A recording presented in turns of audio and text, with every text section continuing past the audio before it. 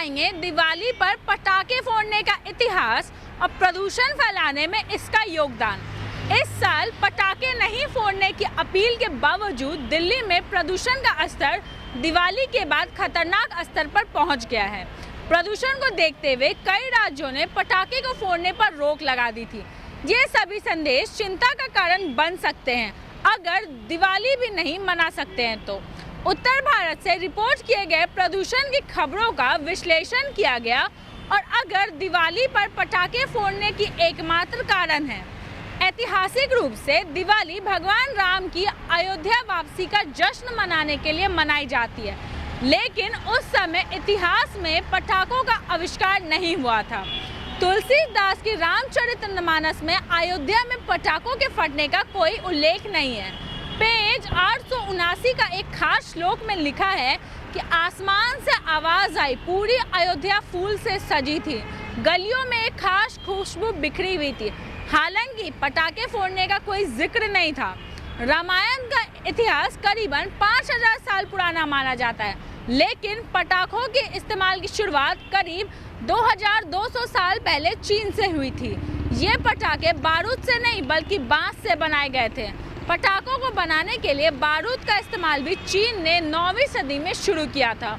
राष्ट्रीय राजधानी यानी कि नई दिल्ली में कई स्थानों पर वायु गुणवत्ता सूचकांक 999 को छू गया, जिसका मतलब है कि इन क्षेत्रों में हवा में PM 2.5 कणों की मात्रा 999 कण प्रति घन मीटर के अधिक है। AQI माप 999 पर रुक जाता है क्योंकि प्रदूषण रिकॉर्ड करने वाली मशीनें 999 पर रुक जाती है। केंद्रीय प्रदूषण नियंत्रण बोर्ड के आंकड़ों के मुताबिक शाम 5 बजे तक दिल्ली का औसत वायु गुणवत्ता सूचक 482 था, जिसे खतरनाक माना जाता, लेकिन दिल्ली और आसपास के कई इलाकों का XUI 800 से अधिक है। CPCB के रिकॉर्ड्स के मुताबिक उत्तर भारत का भी शहर ऐसा नहीं है जहां की हवा की गुणवत्ता अच्छी या संतोषजनक हो। इससे लोगों को यह विश्वास हो सकता है कि उत्तर भारत में दिवाली जैसा त्यौहार बहुत धूमधाम से मनाया जाता है और खूब आतिशबाजी की जाती है, लेकिन पटाखे जलाने से 36% योगदान होता है, निर्माण कार्य से 30% प्रदूषण होता है और वाहनों से होने वाले उत्सर्जन में 28% का योगदान होता है। लगभग 89% प्रदूषण इन 3 कारणों से होता है। इसलिए यदि हम मान से भी बाकी मान जाएं तो प्रदूषण दिवाली पर पटाखों से तो है, उसका हिस्सा केवल 6% ही है। इसका मतलब यह है कि दिवाली के पटाखे प्रदूषण का एकमात्र कारण हो सकते हैं या नहीं भी हो सकते, लेकिन यह किसी न किसी प्रकार की शारीरिक बीमारी से पीड़ित व्यक्तियों या यहाँ तक कि कोविड-19 से ठीक हुए रोगियों के लिए भी घातक साबित हो सकता है।